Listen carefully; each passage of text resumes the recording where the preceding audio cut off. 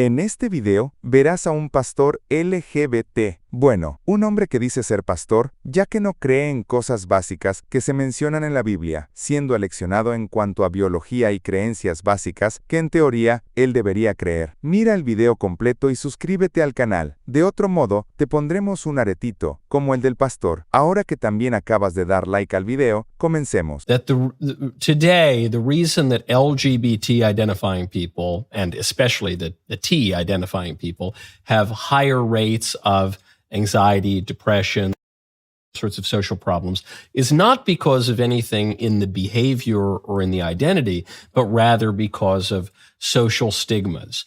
I'm a little skeptical of that because we're as pro-LGBT now as any society has ever been, and we've redefined marriage and even redefined gender. Trans people, non-binary people, queer people are still experiencing, the community is still plagued with ideation, with depression, right, with destructive behaviors. Yeah. Because even though there's some laws that were passed and some protections that were promised, they have not been fulfilled. What are you talking about? Men playing women's sports, they use women's bathrooms, civil rights law was changed, employment law was changed. True. That is not true. There's 10 athletes in the whole country competing in sports. 10 in the whole country. There was one trans athlete out of, was it 592 athletes the US took to the Olympics. Well, according to the United Nations, 890 medals and trophies have been taken away from girls and women because of trans athletes. Was trans. That's not true. It's 0.00414%. The UN says it was some 29 different sports, some 600 athletes across 400 competitions. I don't know. It's either Reverend Alexander or the UN report, but I digress. Keep going. I love the UN. Actually, we need to protect the UN and shore it up, not to dismantle it.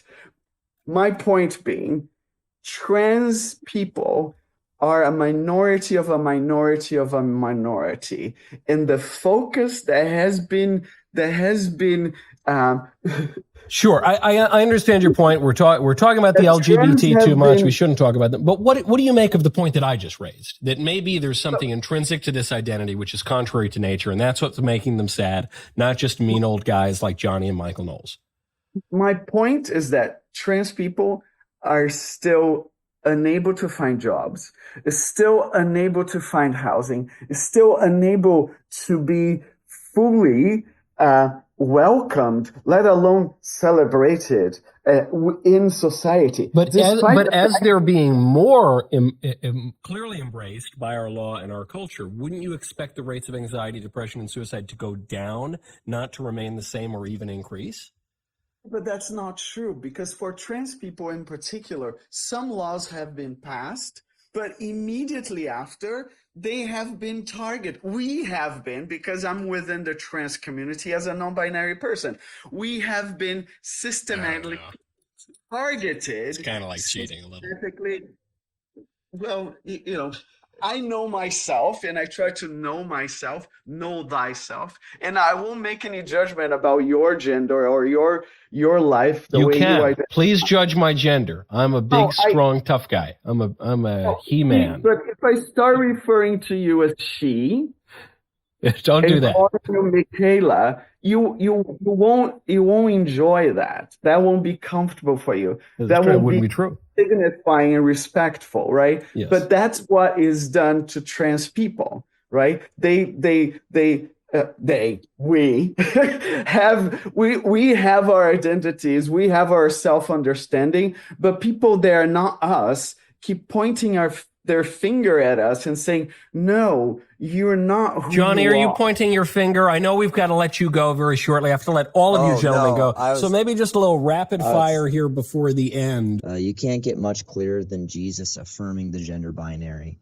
There may be a shaking of the head here, but again, if you're going to build your livelihood off of something, it should probably be the words of the resurrected Jesus Christ, who says in Matthew 19:4, from the beginning he made them male and female. Why is there a greater degree of depression? Well, I think it in many cases is because of a departure from what's natural. I think on many cases it's being pushed upon them.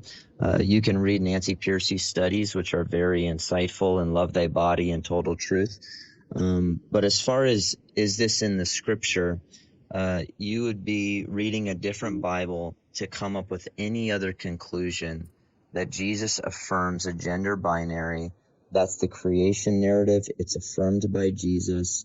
It's the only complementary ish and isha, anatomically, physiologically, physically, and biologically. And male and female are counterparts to each other. And so that's not just a biblical reality.